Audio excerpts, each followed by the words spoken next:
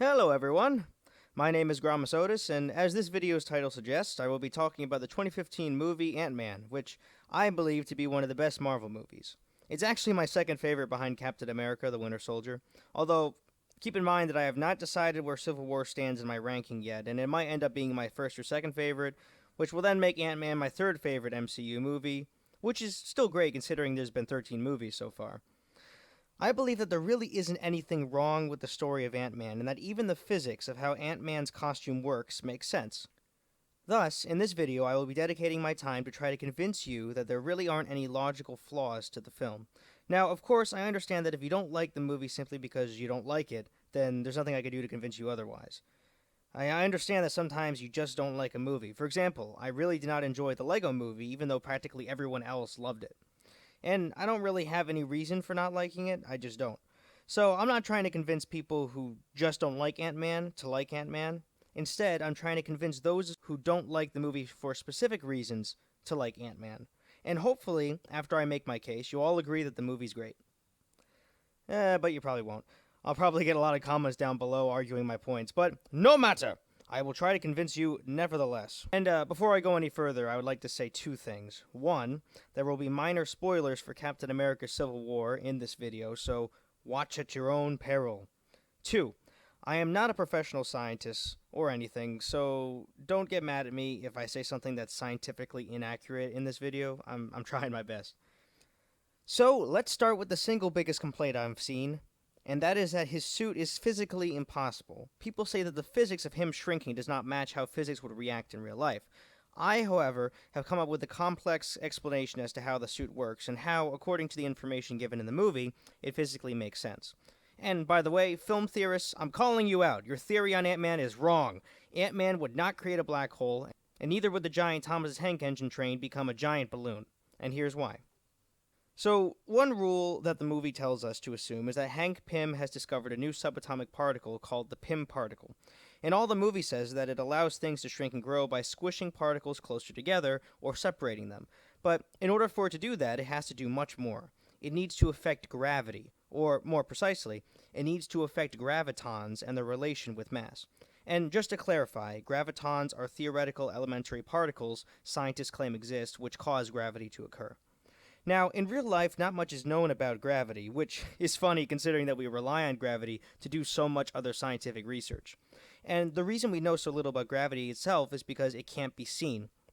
All we can observe is the effects of gravity on mass, which is why we often refer to mass when in reality we're referring to gravity. For example, whenever someone mentions your weight, you always think of your mass, right? How much stuff is inside of you? Well, you're wrong to think that. Because whenever you read your weight on a scale, it doesn't show you how much stuff is inside you. It's showing you with how hard of a force you're being pulled toward the Earth, which means it's telling you the amount of gravity that exists between you and the Earth.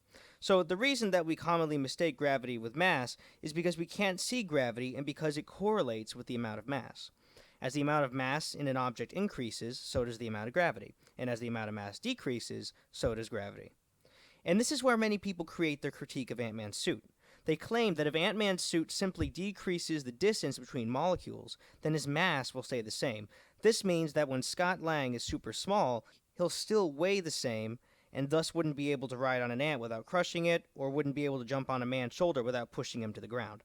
Now, this argument appears to make sense, but it actually doesn't once you look at what exactly the Pym particle does. We already know that the Pym particle decreases the distance between atoms, which is simple enough, but I believe that the Pym particle also changes the proportion of gravitons to mass in an object. In other words, the Pym particle changes how much gravity a specific amount of mass has. Now, this is hard to conceptualize, so stick with me here. We always assume that since the amount of gravity an object has correlates with the amount of mass it has, that this is a constant. We assume that a specific amount of mass always has the same amount of gravity no matter what. But this is not the case when dealing with Pym particles. Let's look at this example to see how Pym particles work.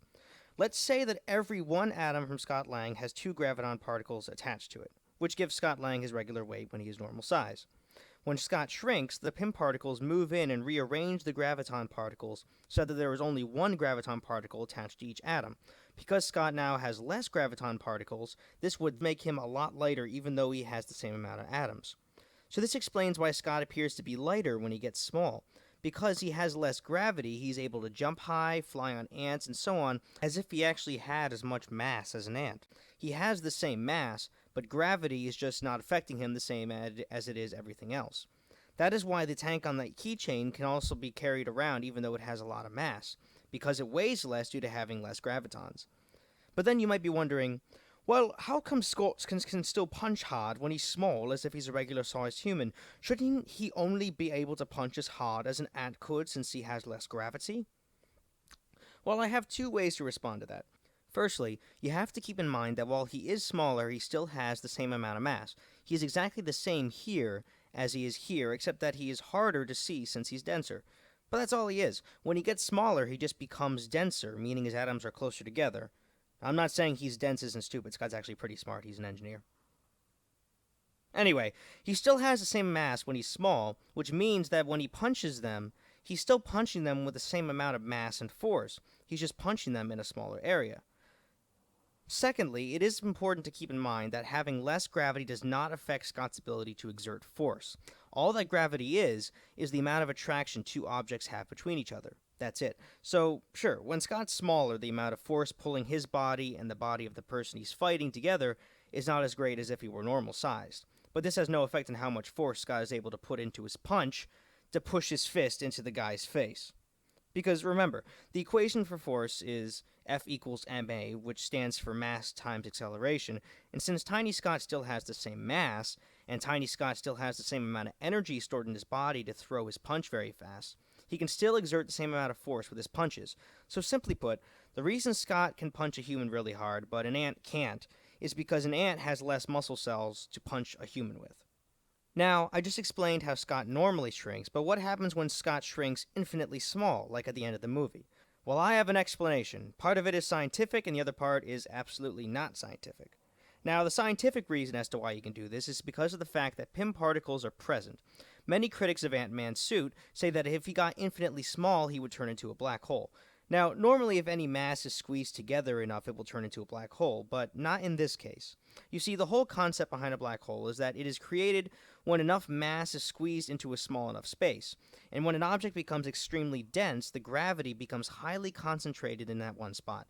Because remember, theoretically, gravity is caused by gravitons. So as atoms are pushed closer and closer together, the gravitons are also being pushed closer together. Thus, there comes a point where the gravitons of an object are being pushed together so much, and the resulting gravity in that one tiny area is so intense that a hole in space appears that has infinite gravity. Now, the reason I'm explaining how a black hole works is to show you how it's different in Scott's case. In Scott's case, he can't turn into a black hole no matter how small he gets. This is because even though his density is increasing infinitely as he shrinks infinitely, the gravitons in him are not being squeezed together. As Scott grows smaller, the Pym particles go into his body and remove gravitons so that he has less gravity. Thus, as he gets infinitely smaller, he continually loses more and more gravity, which means the gravitons still left in him have more room and are thus not getting denser. As he gets smaller, the gravity in him is not becoming extremely compact and intense because the gravity is leaving him, which means there is no way for the conditions to be met for a black hole to be created. Now, here's where my unscientific explanation comes into play. Besides the arguments that Scott would turn into a black hole, people also have argued that Scott could not get continually smaller because a specific amount of mass can only get so dense. Eventually, Scott will get to the point where his atoms cannot squeeze together any closer and Scott will stop shrinking.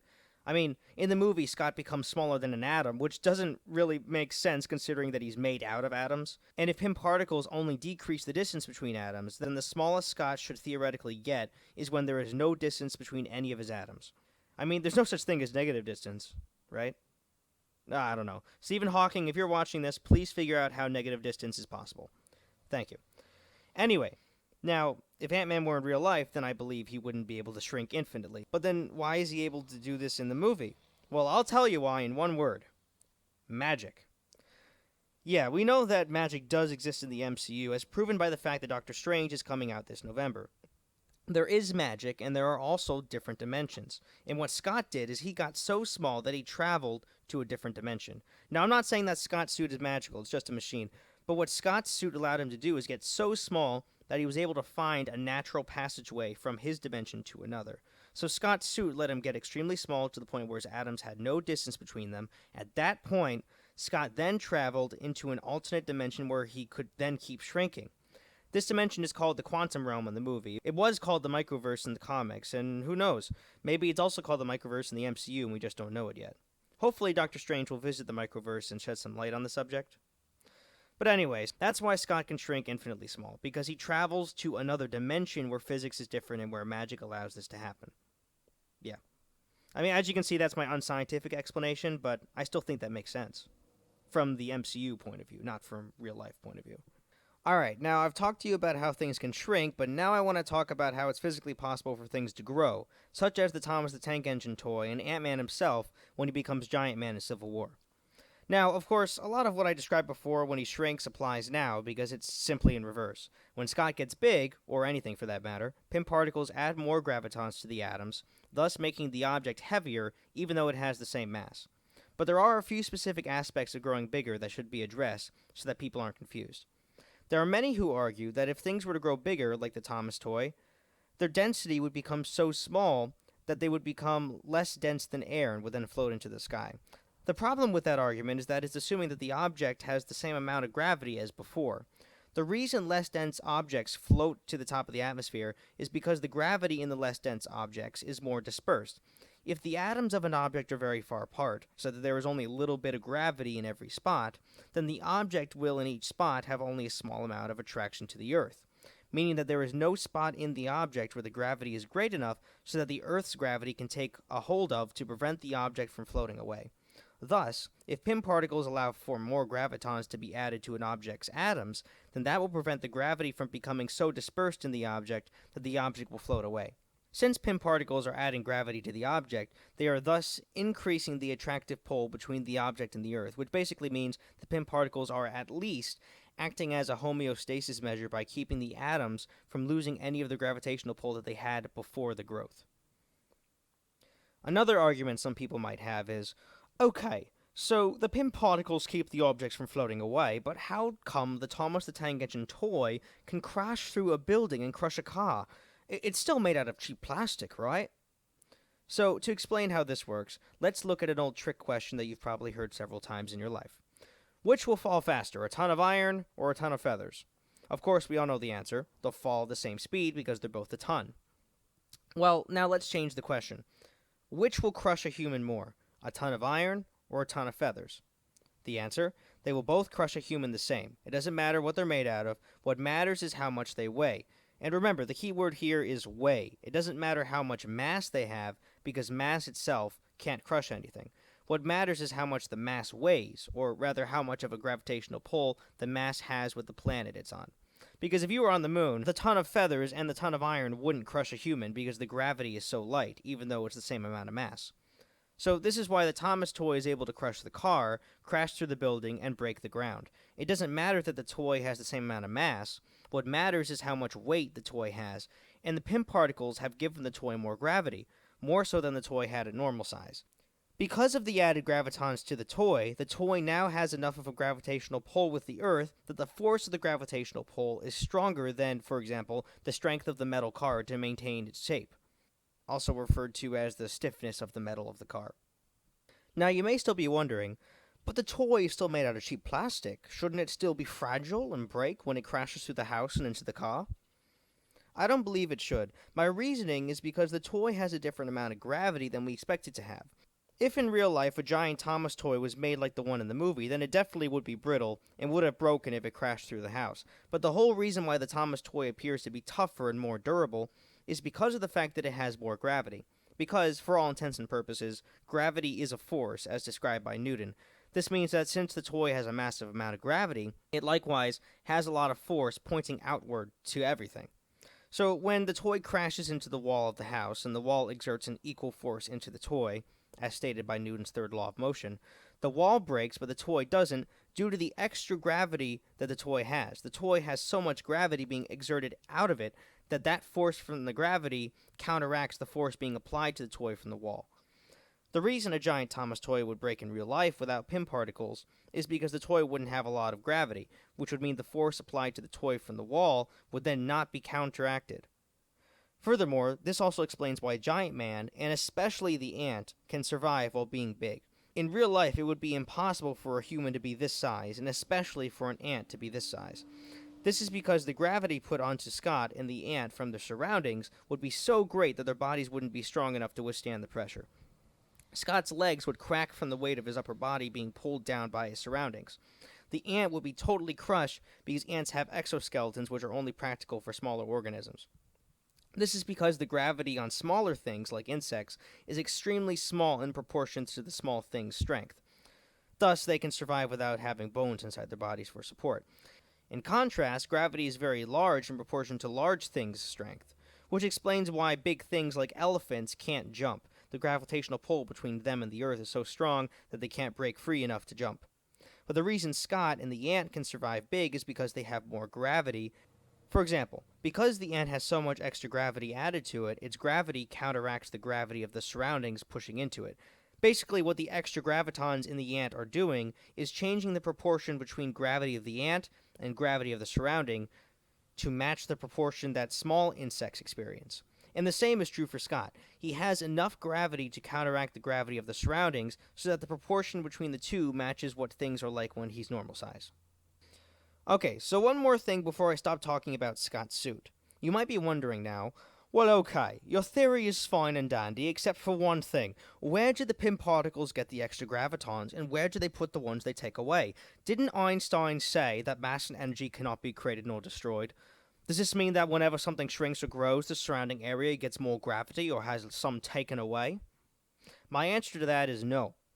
This is because gravitons aren't mass or energy. As far as scientists have been able to figure out, gravitons don't really exist. Except they do, because we can observe that gravity exists.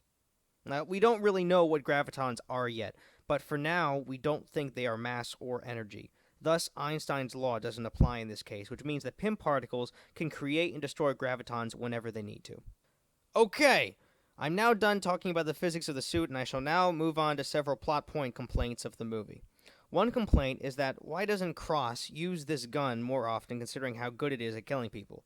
My answer to that is 1.